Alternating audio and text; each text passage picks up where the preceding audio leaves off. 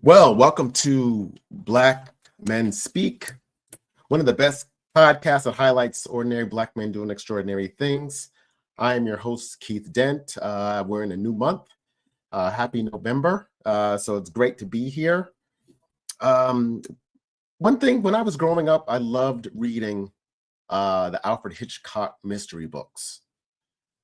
They had titles like The Mystery of the Invisible Dog and The Mystery of the Sinister Scarecrow. And it would pull me in and make me think. Every page felt like a clue, every character a possible suspect. But what I didn't realize is that it taught me how to pay attention to details, connecting the dots, and to think critically. The suspense kept me hooked, but lessons went deeper. Also during that time, there were mystery writers that I was not introduced to, like Rudolph Fisher, who wrote The Conjure Man Dies back in 1932. It's considered one of the first mystery novels by an African-American writer. Or Chester Himes, whose Harlem-based detective novels featured Coffin Ed Johnson and Gravedigger Jones in the 50s and 60s. It was a combination of hard-boiled crime fiction and unflinching social documentary about race and urban life. But as I got older, my love for books never wavered, and especially mystery novels. And that's when I discovered Walter Mosley.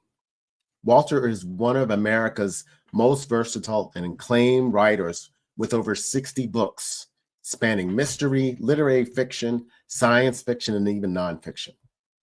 His work has been translated into 25 languages and has profoundly deepened our understanding of Black life in America. From his debut novel, Devil in a Blue Dress, which introduced the unforgettable Easy Rawlins, Mosley has created indelible other characters such as Socrates Fortlow. I just love saying that, by the way, Socrates Fortlow, and I say it in a low voice. Ptolemy Gray and Louis Norman McGill, among others. His books have been adapted for film and television, including productions starring Denzel Washington, Samuel Jackson, and Lawrence Fishburne. Mosley is the recipient of Mystery Writers of America's Grand Master Award, the National Book Award, Medal for Distinguished Contribution to American Letters, PEN America's Lifetime Achievement Award, and numerous other honors. Beyond writing, he's established the published certificate program at CUNY to increase diversity in publishing, and has worked as a writer and producer on the acclaimed series like Snowfall and The Last Days of Ptolemy Gray. Today, we're going to discuss his latest Easy Rawlins mystery, Gray Dawn. It's the 17th installment in a series that has captivated readers over 3 decades. We explore how Easy has evolved from post-war LA to present day, the moral complexities of characters, and Mosley's unwavering commitment to telling stories that reflect the full humanity of Black men. And I'm really excited because I got to meet Walter in Jersey City, and that's where I saw his book, and I read it. It was fantastic, and I can't wait. Can't wait to chat. So, Walter, welcome to the show. Well, thank you. Thanks a lot. Glad to be here. Yeah. So, yeah, let's go ahead and just get right to it. You know, you've been writing Easy Rawlins for over 3 decades now, starting with Devil in a Blue Dress in 1990. And he represented a certain kind of Black masculinity. He was intelligent, resilient, morally complex, but also deeply human. So how do you think masculinity, how did you think about masculinity when crafting your male characters? And well, you know, I mean, I guess that's the thing that I didn't really realize when I started writing Easy. It wasn't until about the 3rd book, it dawned upon me that I was writing about Black male heroes. And the thing about that is it's all kinds of different things. You could be Easy, you could be Mouse, you could be Jackson Blue or Fearless Jones or John the Bartender, or, you know, there's so many people who have so many different ways of approaching the world and living in that world. And all of them, to one degree or another, are heroic. You know, no matter who they are. I mean, Jackson Blue is, you know, certainly he's one of the most powerful economic forces in Los Angeles because he's the number 2 in this giant insurance company. It's a French insurance company. And one of the things that, you know, Jackson is a coward and he's kind of like a dog and he's done a lot of, you know, not such good things in his life. But if you're a Black man or woman and applying for a job, he tells the people up front, you know, downstairs in employment, he says, if they come in and they're not white people, I want to see them. I just want to talk to them. I want to see what these people are made from. And so he's helping people. And so to a great degree, he's very heroic, even though he may not be such a great guy. You know, he's doing things. Easy, you know, of course, is another kind of Black male hero. But no, all of my characters are normal people. They're like everyday people. They're, you know, they're the kind of people you would meet. But because there's an onus on them to be successful, to do what's right, they have to work so hard at what they do that they seem superhuman, they seem heroic, they seem all kinds of things, but they're not really. They're just like everybody else. It's just that if you're Black in America in the middle of the 20th century, you have to be nearly perfect. You cannot make any mistakes, because if you do, that's going to cost you 10 times as much as it would cost anybody else. Right. Absolutely. And so 17 novels, that's a lot of novels to kind of focus on one character or a series of characters. So what keeps you coming back to that character?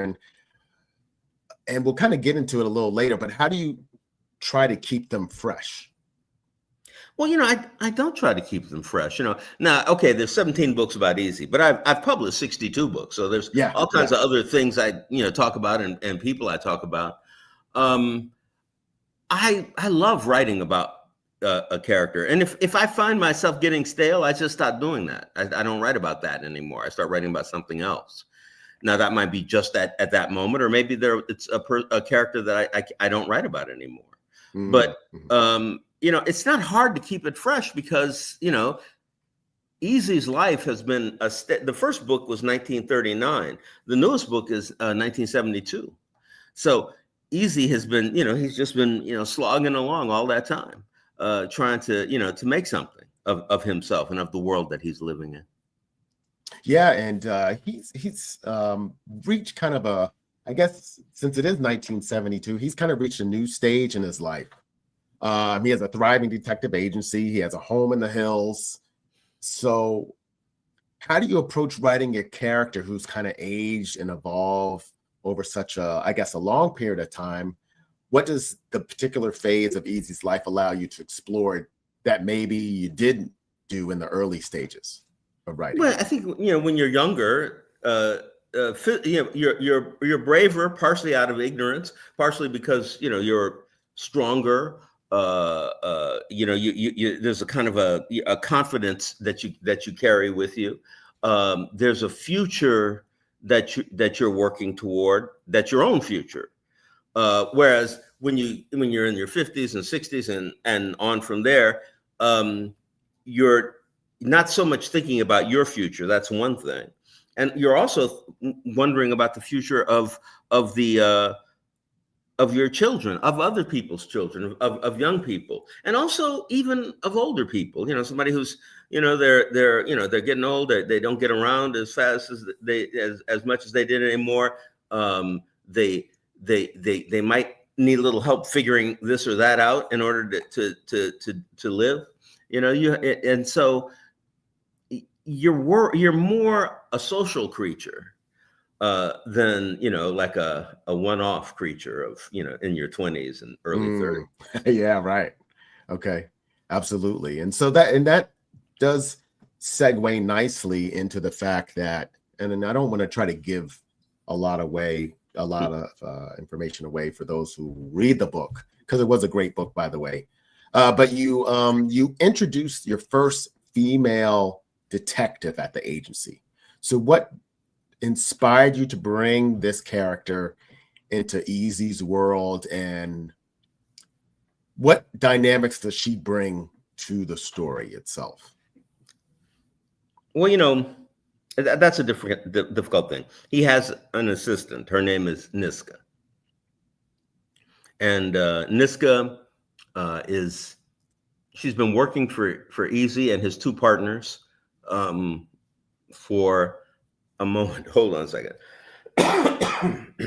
Yeah. She's been an assistant. She's going to college.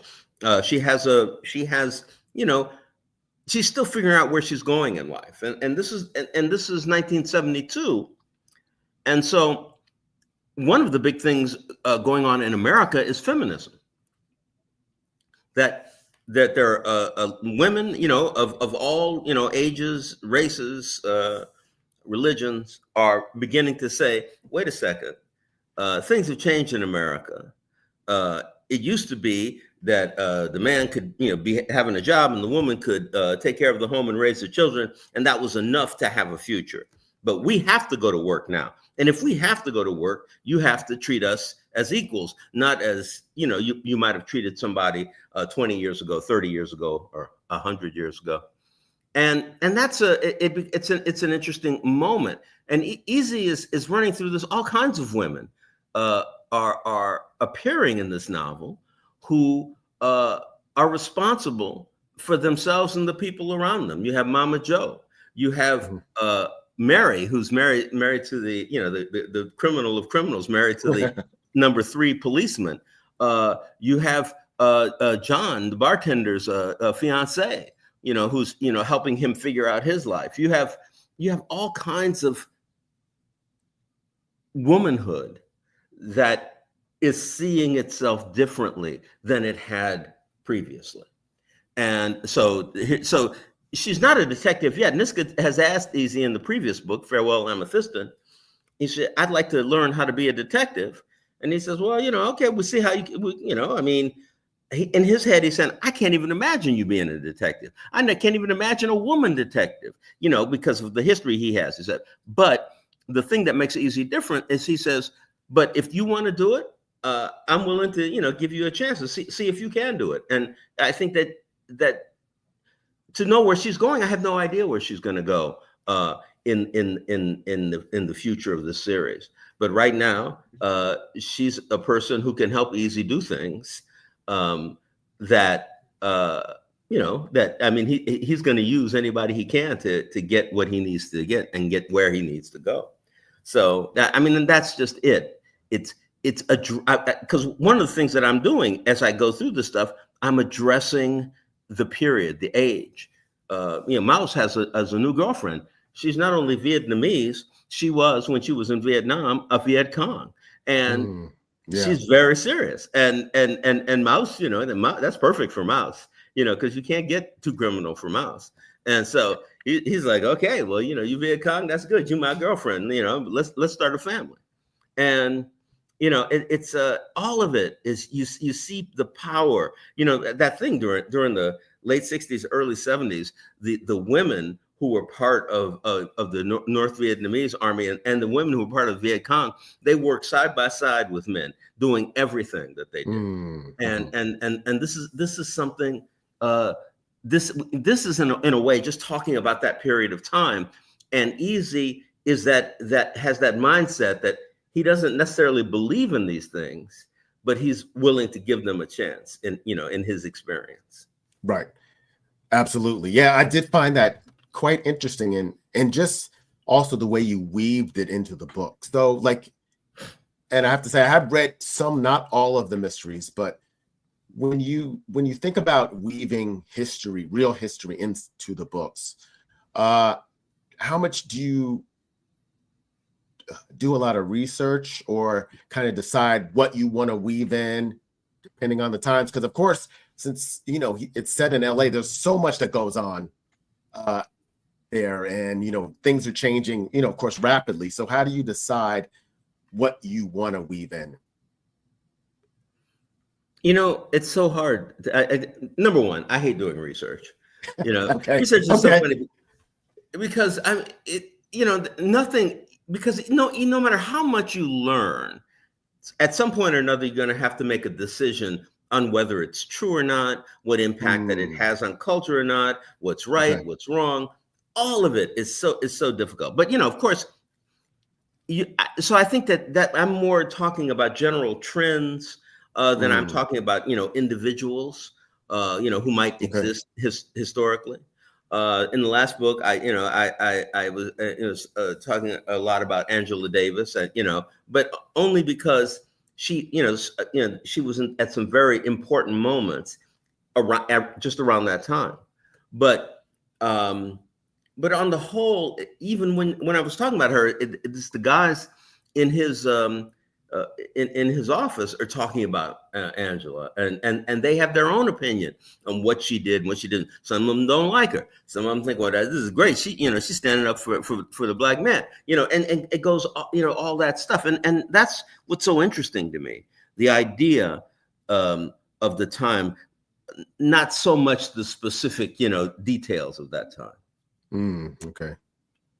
And of course, the title Gray Dawn kind of suggest a little ambiguity, uncertainty in the title, but also dawn is almost, it's like the beginning of the day. So it's almost a contradiction. What made you come up with that title? Well, that is the beginning of the novel. It's a gray dawn. Easy just wakes up, phone is ringing from far away. His daughter, who's not home right in the summer, she's 16 years old, and she's studying at the American Institute for Foreign Study in France, in Dijon.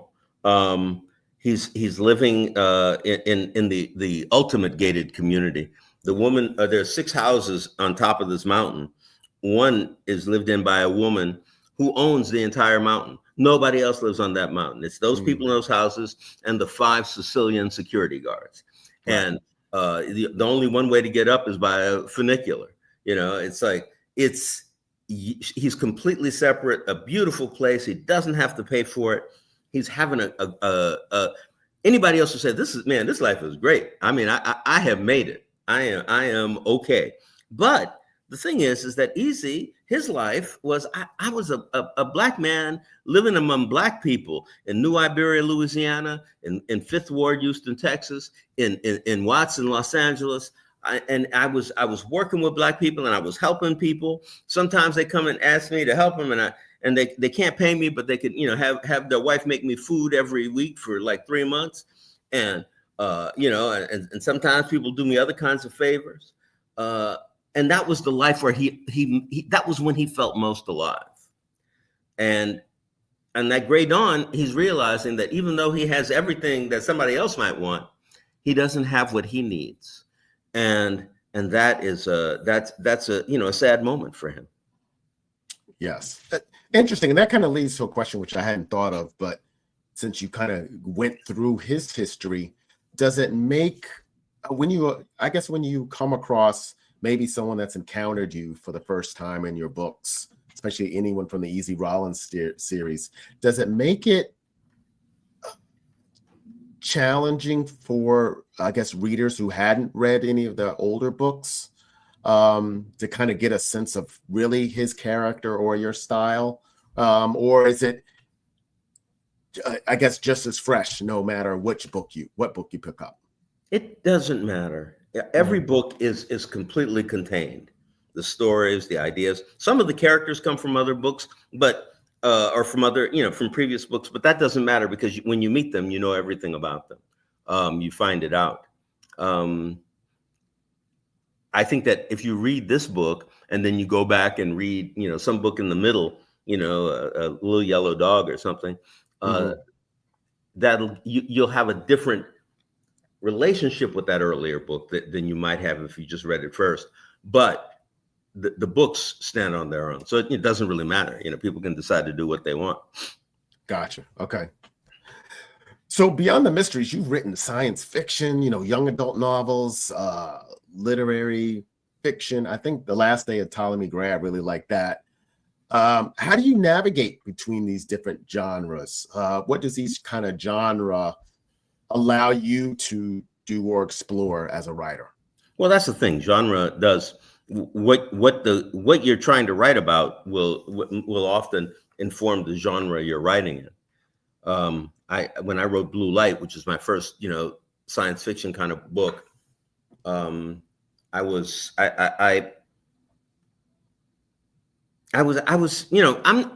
a very spiritual person. However, that said, I believe in the soul because I feel like I have a soul.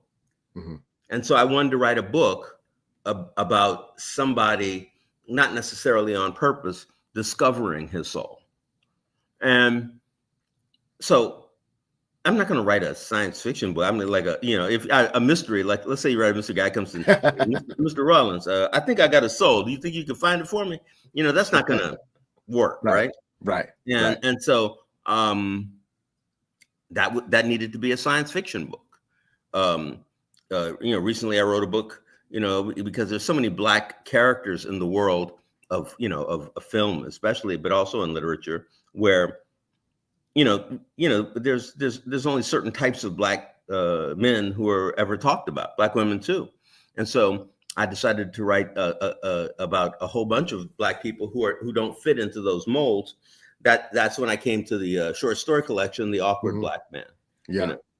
So it often depends on, what I'm trying to get at right then. Oh, I see. Okay. Makes sense. That was a good book about the awkward Black man. There were just so many complex stories.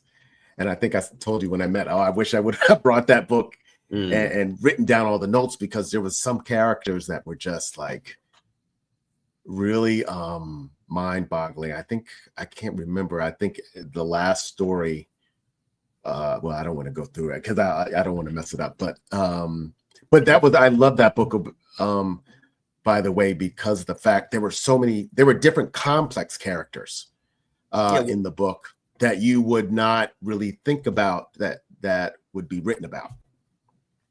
When you find because there are people who are I'm writing a second collection of The Awkward Black Man, but you find characters who they aren't at all like you'll have a guy,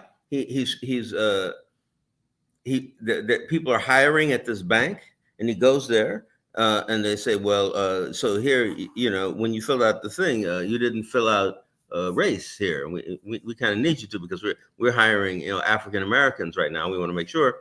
And he said, well, Africa's a continent. Well, what am I, Egyptian, South African? Do I come from Nigeria? He said, I'm not how could I be an Arab? I mean, look at this person and say, are you a Chinese American? Well, there's China and there's you. Okay, fine. But I am not an African American, and I refuse to be called that. And they don't hire him because of that. They said, well, but if you can't say you are something, we can't accept you. But to have somebody who has, you know, had these really powerful beliefs that are like, you know, minuscule to anybody else. You know, it's not robbing a bank or blowing up a ship or flying to the moon. It's just somebody saying, you know, I don't even know what country my people came from, you know, and you want me to call me, you know, something else, a continent American, you know. Right, right. Yeah. So in your, I guess throughout your career, you know, you've been unflinching in depicting the lives of Black men navigating systems designed to work against them. So from Easy Rawlins to post-war LA, the contemporary struggles in your, I guess, King Oliver series.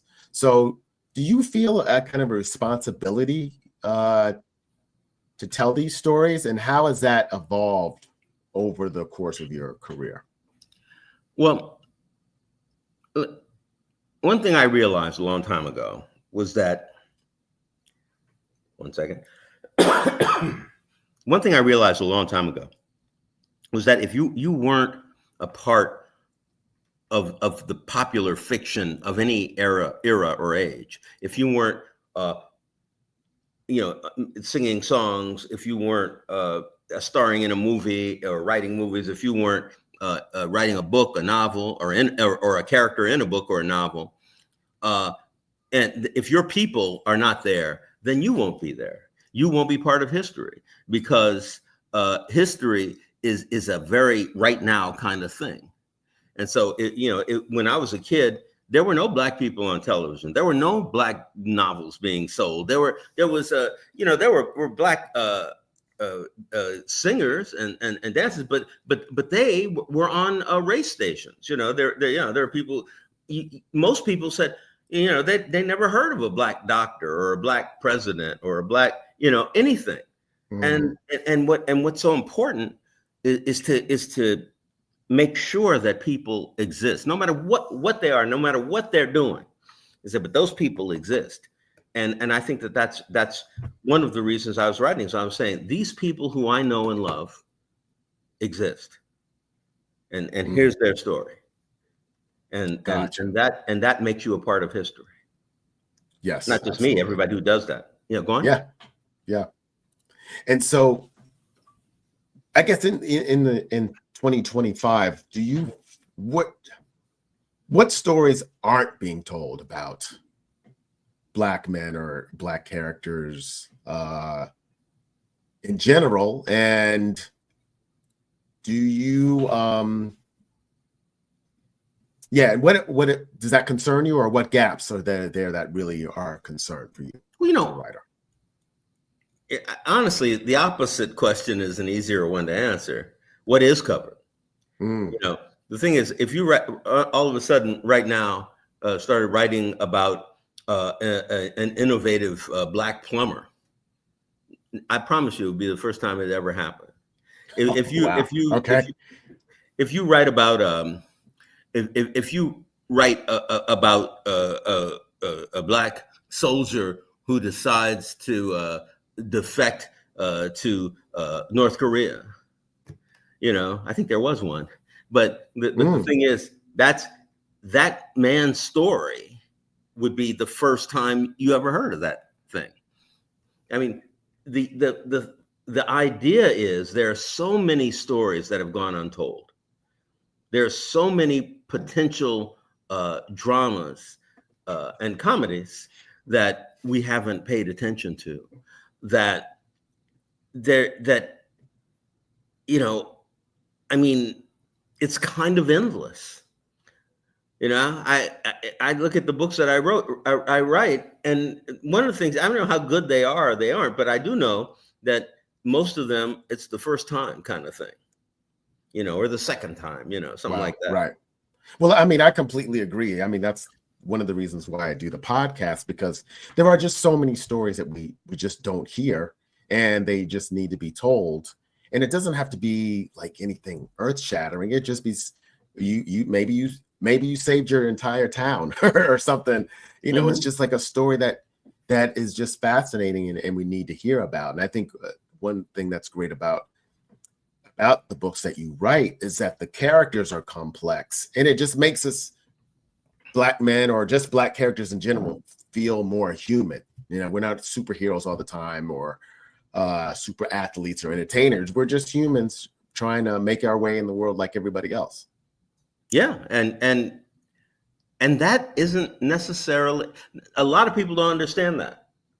A lot of people don't know that. They don't, even if they don't, if they're not, they don't think, they're not going to say that Black people or anybody else is inhuman, but they might say, well, I never even would think of that. You mean he's having that problem with his children? Same kind of problem I have with my children in a slightly different way? Are the mistakes he's learning from are the same kind of mistakes that I learned from? You know, that becomes the thing. Because you know, people read the story and say, "Oh wow, I'm like this." And of course, if you're Black people reading the story, you know, when I first started writing, on the whole, there was I didn't have a big Black male audience when I first started writing. A lot of Black women. Oh, really? Yeah, oh, okay. A lot of Black women, but not a lot of Black men, because Black men had already read books with Black people in them, and they were nothing like anybody they ever heard of, you know, and their value systems were, you know, kind of like mainstream value systems, and we know that there's a difference there. That, you know, ultimately they might be the same, but getting there is a much different path, and it took a while before Black men started saying, you know, well, and then, you know, there was a movie with Denzel that helped. Yeah, I was gonna say, did that help? Yeah. Yeah. That's fascinating. I wouldn't have thought that. Well, I guess I would have, because we unfortunately don't read as much as we should. So. Or and a lot of Black men will tell you, say, you know, the only thing I read is nonfiction, because, you know, I want to know the truth. I'm not interested in somebody making up some lies. Of course, most nonfiction. I never thought of it that way. But most nonfiction is comprised of lies, because it's almost impossible to tell an objective truth, you know, that you can't, you know, deny at some other point. I always tell people, you know, you got a guy, he wants a biography of Ronald Reagan, and he goes to a far right person says, I want you to write about Ronald Reagan. He goes to a far left person and says, I want you to write about Ronald Reagan. I promise you, those books will have exactly the same facts in them, so-called facts, but they will be completely different books. The person on the right is going to like Ronald Reagan. The person on the left, you know, that man was our enemy, you know. Oh wow, yeah, I never thought of it that way. Yeah, I guess you're right. People start talking about the truth. I mean, in China, whenever one dynasty, you know, overturned the other, the first thing they did was hire people to rewrite history. That's the first thing they always did. You know, and so we know that history, you know, in China at least, is always a fiction. Gotcha. Makes sense. So for our, I guess, aspiring, writers looking to kind of get into the medium and find their voice, what are some of the things that they really should be doing, I guess, to hone their craft? And you can also just base that maybe on your own journey. What would you have wanted to know back then when you started? You know, it's a very interesting. There are some things that you have to do. The most important thing you have to do is write. You just have to write. In my understanding of it, you have to write every day, every single day of the week. People say to me, say, well, you know, but what about when I'm on vacation? I said, well, write in the morning when you're on vacation too. Why not? Because writing is it's who you are. It's not your job. And so that's a really important thing. Another thing is to learn how to rewrite. And that is, once you've written down something, then you go over it and critically say, well, does this work? Does that work? And there's 100 different things that you might be looking for. Another thing, you know, I think for most or many writers, is to find other writers that, you know, to find a community of writers where, you know, because most people, when you, like you were saying before, most people don't read. I mean, they just don't. And so they're not interested. They're not really. You tell them you're a writer, and they get nervous that you might ask them to read something. So they said, "Well, okay, what else do you think about that? Them Dodgers, man, they just won the series, And it said, "Well, yeah, I know about that, but I'm talking about writing." He said, "No, I'm not interested." So if you know other writers, that will help. It bring in criticism that might be useful. And other than that, it's who you are. I mean, you write, you look at it, you try to do things with it. Maybe you send out to little magazines that publish writers. Maybe you try to get something to if one of your friends has a friend who's an agent and wants to look at your books. It's very difficult and it's very easy. Gotcha. So does AI scare you as a writer? Well, I was a computer programmer for many years, and people come to me and they say, talk about AI, and I'm like, well, what do you mean AI? And they say, well, these computers, they can talk and make a person talk like this, make a picture that looks like me. I say, man, it's only AI if you say, let's say that your AI name is Augur. You go, hey, Augur. Yes. I want you to call Betty Joe for me. Says, no, sir, I'm not going to do that. So what do you mean you're not going to do it? Said, I'm not going to call Betty Joe for you because she said she didn't want to talk to you anymore, and every time somebody doesn't want to talk to you and you get in touch with them again, it just hurts you. You get sad. You don't go to work. And it's not good. So I'm not going to do it. And that's AI. That's real intelligence that makes its own decisions. Right now, we have computers that do things that people tell them to do in very sophisticated ways. Don't get me wrong, but it's sophisticated. It doesn't have anything to do with anything. Now, and all right, fine. Are they going to steal my writing and my writing style and this and that? I don't think so. Right. And if that happens someday, okay, that happens someday. There's nothing I can do or say about it. One of the things is before 1914, knowledge doubled every 100 years. So if you knew two things in 1800, by the time 1900 came around, you know four things. And then 2000, 8 things. That. But in 1914, everything changed because of the war and because of the need of technology in war, and knowledge doubled between 1914 and 1917. And now, at today's day, knowledge doubles every 10 months. The number of things that everybody that's known in the world will double in 10 months. We're moving ahead at this breakneck speed. Am I afraid of where technology is going to bring me, which is really the question? Why am I going to be afraid of something that I can't stop? There's something that nobody will stop. Technology is going to move ahead, and it's going to change us drastically. Anybody who's my age, 73, anybody my age, they remember a time when there was only like maybe 2 or 3 electronic items in your house. I had a radio, a TV, and a telephone. That's it. Wow. Nothing. There was right. no, Right. And now I have 1,000 things in one room. Everything is done, by electronics. Everything is, organized and cooked and studied and calling emergency. If you make a certain sound, all of that stuff, but that's what you're talking about. AI is, it's kind of like an umbrella for all that. But so no, I'm not worried that things are going to change. I know things are going to change. Right. Okay. Well, I'm going to put you on the spot. And, okay. And maybe a little bit of challenge. But if you had the Mount Rushmore of your books, and you can take all of them, what 4 of them would be on it, and why? It's such a hard question. I You know. I know, mean, you have so many. I knew it'd put you. And don't think hard. Just think. Just what would come to the top of your head. what do you mean? I have to think hard. What are you talking about? Don't think hard.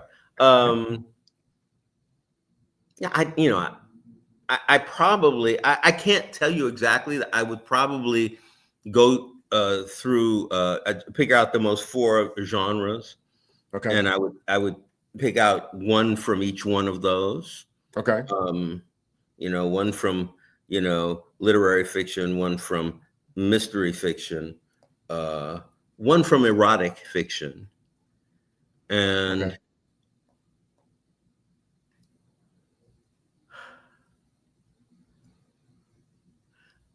and maybe one from short stories, because short stories are different than novels. So that would, show a different side of me. But I don't know which ones I would choose from Which those. ones? Okay. Yeah. Maybe I'll do it. I'll pick them out. That's pretty cool. Thank you for that. Well, let me ask it maybe in a different way, Okay. not necessarily. If you look back on your body of work, what books or characters had the most significance in your, I guess, journey, and why? Well, there's no question that the book that had the most impact on my existence as a writer is Devil in a Blue Dress. And talking about Devil in a Blue Dress is a very interesting thing, especially going along with your question. Devil in a Blue Dress was the first book I got published. It's the second book I wrote, but it was the first one I got published. And it has, like all books do, flaws. And if you look at all the books I've written since Devil in a Blue Dress, technically, they've gotten better and better and better. Sometimes the stories are wonderful, sometimes they're not, but technically they've gotten better and better and better and better. So now I'm at this 62, right? And I'm saying, well, look at 62. Now, 62 must be a lot better than Devil in Blue Dress, because look at all those books in between.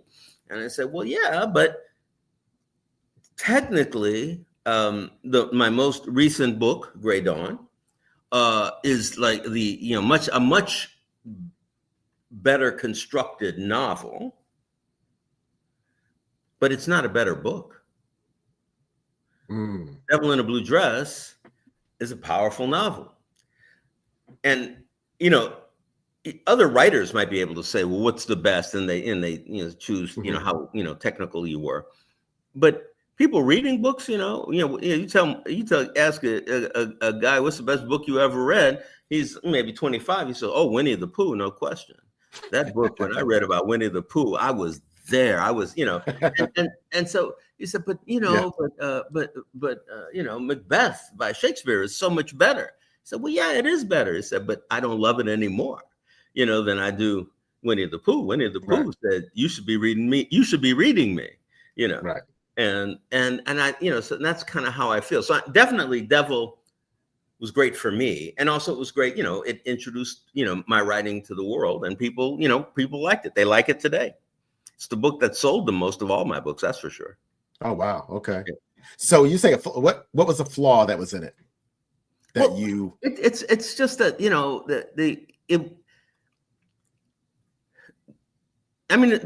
book works. But the idea of the mystery, or the idea of a character, or the depth of Easy, I or see. Mouse, or Jackson Blue, it was not as it wasn't as strong. But it doesn't matter that it wasn't, because me reading, one of the things I've been thinking a lot about lately is reading. And when somebody buys a book of mine and sits down and reads it, they're reading, it's very abstract reading. You look at black letters on a white page, and from that, all of these things, places, people, actions, sounds, life, death, all of it appears in front of you in your mind.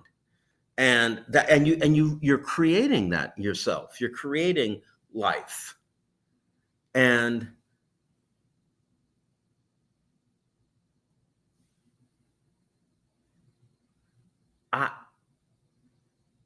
So if I came up to a person who just read Devil in a Blue Dress and loved it, and I said, well, his technique and an extended metaphor in Black Betty is much better. The person reading Devil right now who loves it, they'll look at me and go, huh? Because that stuff doesn't matter to them.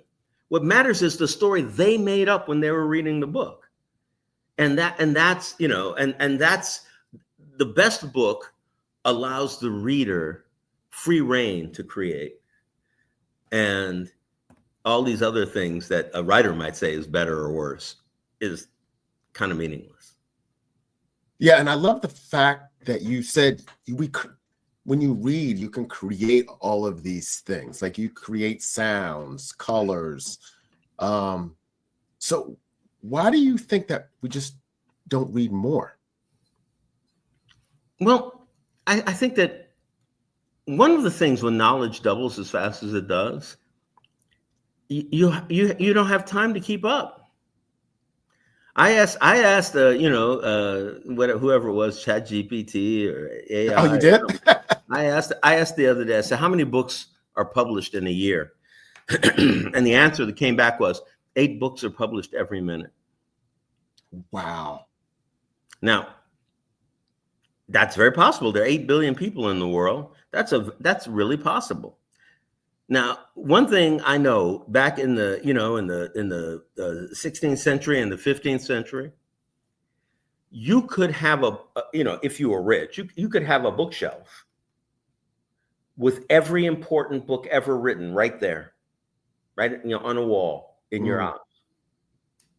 That's how many. The only thing you could do is read those books over and over again, which is very important, by the way, reading books more than once. And so now there's no way even to get into it. You don't even know. So, well, I read one book, and in that time I read that book, 182,000 books were published. And so now I have to read the next book. Another 182,000 books got published. You feel pressured. And that's the thing you shouldn't feel. You should take your time, do what you can, and pay close attention to what you're doing, because that's all that you can ever do. Wow. Well, Walter, this was fantastic. I am so glad that I got a chance to go to Word in Jersey City and to meet you and to sit down, because that's, I guess, if you are a reader, that's always a kind of a dream to, after you finish it, to sit down with the author and at least talk a little bit about the book, in a one-on-one setting. In a group setting, it's a little hard, but in a one-on-one setting like this was fantastic. So thank you for that. So I do have one more question. It's always a surprise for my guests because, we as Black men, we work so hard with our families and our professions and just what we're into. We don't necessarily sit and think about my next question. But the question is, as a Black man, how are you feeling?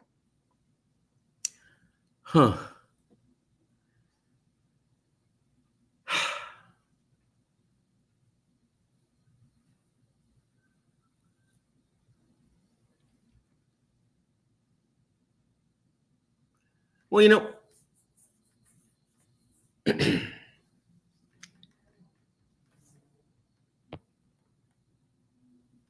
I mean, I'll start by saying that I feel pretty good. Good. I feel pretty good, but I'm aware of how many, of my brothers and sisters are locked up and channeled down a path that's almost inescapable. That, well, you committed this crime, you did this thing, you're going to be in prison, and a lot of other, people who have been cordoned off by class. But I believe that the way our country and a lot of our world is going, that we have been trained in a 400-year history to understand what is and is not pertinent in life itself. I feel like when I see people that are out there, marching and talking and saying, we've been cheated by these black people, these brown people, all these people of other colors, and I know I can say to that person, I said, look, man, you and me and everybody else in this room got the same problem. We got to eat. We got to have a place to sleep. We got to watch our elders grow old. We have to watch our children, under the barbs and arrows. What we have experienced, you are now experiencing. And us working together is going to solve that problem. Now, it certainly isn't happening yet. But when I say that, I know I'm speaking the truth. And I'm not speaking truth that about a conflict. I don't need to have conflict with anybody. They might need to have it with me. I can't help that. But I don't need to have conflict with anybody. I'm saying, look, you and I, we're the same. You don't think so, but you and I, we are the same. And that knowledge, and a knowledge I know I can share with any black man or woman in this country, makes me know that I have some knowledge that's not fading away. Mm-hmm. And because of that, I feel, well, I'm in the best possible position in a bad situation. Yeah, absolutely. Very astute observation. Walter, I just want to thank you for joining today. Pick up his new book, The Gray Dawn, fascinating book, or any of the other 62 books that he has written, because he is a voice that needs to be read and really just listened to, because it's wonderful. So thank you. Thank you. It was great. All right. Hold on a second, okay? Okay. This is Keith Dent from the Black Men Speak podcast. Thank you for joining. As you know, this is a double header. You will see me at 6 o'clock as well. I'll be speaking with Kwame Tara, who walked 2 million steps in 30 days. So we'll see you at 6.